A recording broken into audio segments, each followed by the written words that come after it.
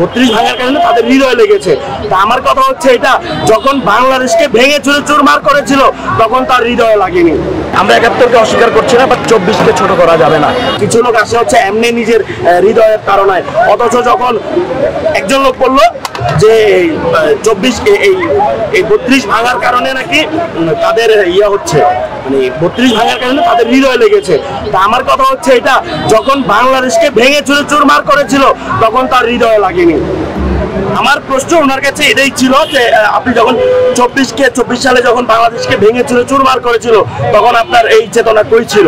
তা আমরা হচ্ছে যারা আওয়ামী চেতনা নিয়ে এখানে আসবে আমরা তাদেরকে শক্ত হাতে প্রতিহত করব। আমরা তাদেরকে মারবো না, ধরবো না, কাটবো না। আমরা তাদেরকে এমন ভাবে প্রতিহত করব যেটা তারা আজীবন মনে রাখবে।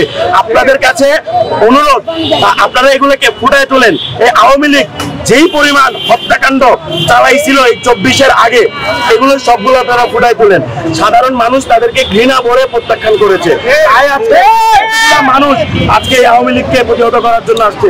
এখানে কাউকে টাকা দিয়ে আনা হয় নাই, কাউকে ভাড়া দিয়ে আনা হয় নাই। এখানে যারা আসছে সবাই বাংলাদেশ, যারা বাংলাদেশ প্রেমী তারাই আসছে, তারাই হচ্ছে আওয়ামী লীগকে প্রতিহত করছে। আওয়ামী লীগের সাথে যুক্ত থাকবে আমার যা মনে হয়, কারণ উনি বলছিল যে আমাদের নেতা কর্মীরা, তো আমাদের নেতা কর্মীরা বলতে কি বোঝায়? আওয়ামী লীগের নেতা কর্মীরা, তাই হচ্ছে ওনাকে আমরা প্রতিহত করেছি।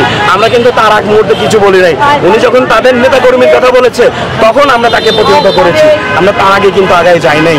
তো যারাই হচ্ছে 24 এবং হচ্ছে 71, আমরা অবশ্যই 71 আমাদের জন্য অনেক বড় অর্জন। আমরা 71কে অস্বীকার করছি না, বাট 24কে ছোট করা যাবে না। এখন পর্যন্ত প্রায় 8-10 জনের মতো এসেছে। এখন আমরা যতটুকু দেখেছি, আপনারাও দেখেছেন যে যারা এসছে এরা একজনও আওয়ামী লীগের ওই লেভেলের কর্মী না বা ওরকম নেতা না। হ্যাঁ, উনিও ছিলেন, উনি প্রতিহত করেছে আমাদের সাথে। তো এগুলো হচ্ছে সাধারণ মানুষ, যারা দেশপ্রেমী, যারা আওয়ামী বিরোধী, সবাই আছেন। যারা 32 আসবে সবাইকে শক্ত হাতে প্রতিহত করতে হবে আপনাদের। আমরা সবাই 24কে যেমন সাইদ ওয়াসিম মুগ্ধ এবং ছোট ছোট শিশুদেরকে যেভাবে হত্যা করা হয়েছিল, আমরা তার বিরুদ্ধে লড়াই করে যাব, লড়াই করছি, করবো ইনশাল্লাহ।